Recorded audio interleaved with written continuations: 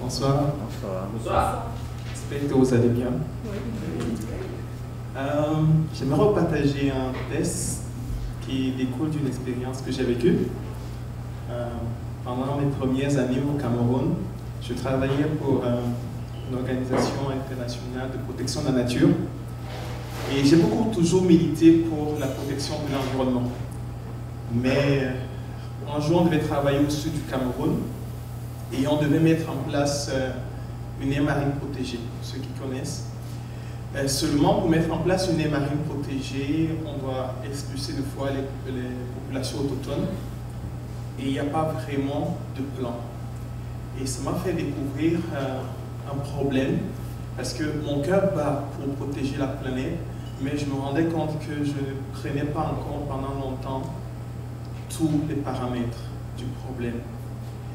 Ce que je veux parler ce soir, ça a été contextualisé par Blanc Guillaume dans son livre intitulé Le colonialisme vert, qui aujourd'hui est un problème qui m'inquiète un peu. Donc, il y a deux personnes à moi qui discutent. Il y a le moi qui veut protéger l'environnement, et il y a l'autre moi qui s'appelle Samba.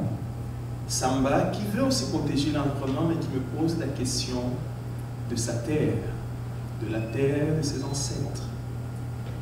Alors écoutez avec moi. Après la COP26, Samba me partageait ses impressions. Attristé et fatigué à l'idée de savoir que l'avenir des enfants du monde était compromis. Compromis par une classe dirigeante qui feintait de ne pas voir les sombres nuages des fumées polluantes dans le ciel. Mais autre chose l'attristait au-delà de la crise climatique en elle-même. Samba s'inquiétait car la maison de son père était sur le point d'être transformée en jardin. Voiture, compliqua-t-il, ma terre a toujours été le centre des conflits. Mais aujourd'hui, la crise climatique risque de me prendre ce qui me reste, sacrifié par les autres pour être l'Éden africain. Sacrifié car ils me prennent ma dernière hutte. Il me dit, je vais te parler d'Al-Kebolan, qui signifie la terre-mère de l'humanité. Je viens vous parler du mythe de l'Éden africain. Je viens vous parler du colonialisme vert dans un contexte de changement climatique. Alors moi je dis à Samba, mais c'est quoi ce colonialisme vert? Samba commença à me rappeler le mythe d'une Afrique vierge, sauvage et naturelle, rêvée par l'Occident précolonial, motivée par les récits de Stanley de Livingstone, des chasses de Roosevelt de Churchill et les romans de neige du Kilimanjaro. Cette nostalgie occidentale qui ne voit l'Afrique comme un jardin où la nature et les animaux sont rois.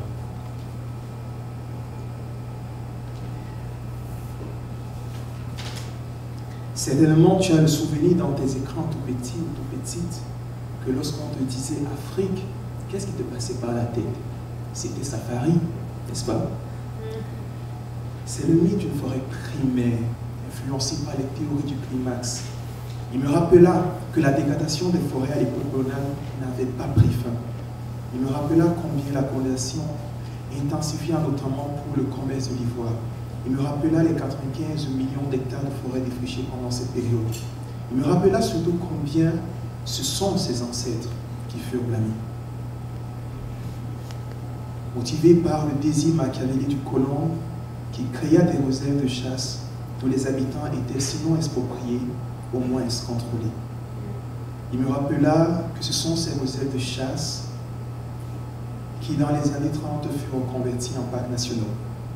Il me rappela que dans les années 50, les associations et les institutions impériales de protection de la nature changèrent juste de nom.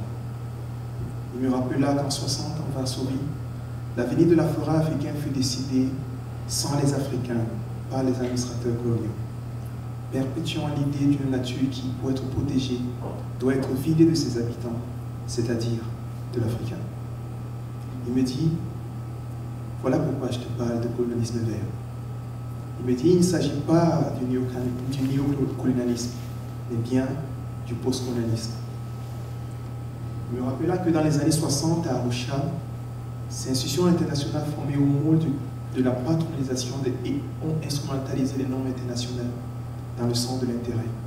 Alors je dis à Samba, écoute, je te comprends, mais tout ça, ce n'est que du passé. Maintenant, il me répondit, car le processus de naturation de mes populations locales continue. L'entreprise de naturation des parts d'Afrique passe par leur déshumanisation, souvent par la force.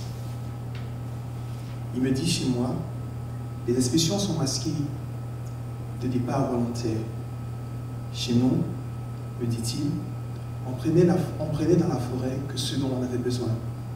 Il me dit, on respectait la nature. Il me dit, on la sacralisait.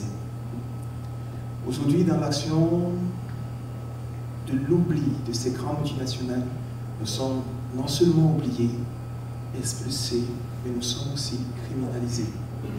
Il me dit, des millions d'agriculteurs et de bergers sont punis d'amende pour avoir cultivé la terre ou fait pâturer leurs troupeaux en altitude.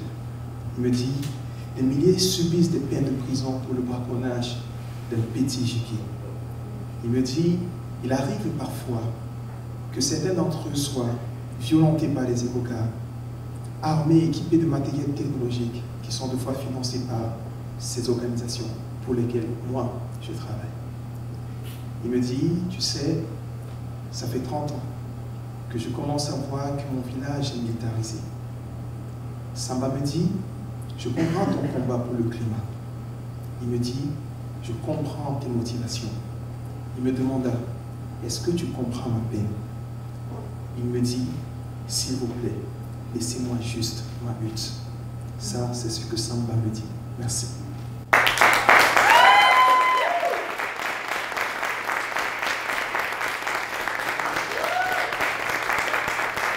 Wanga.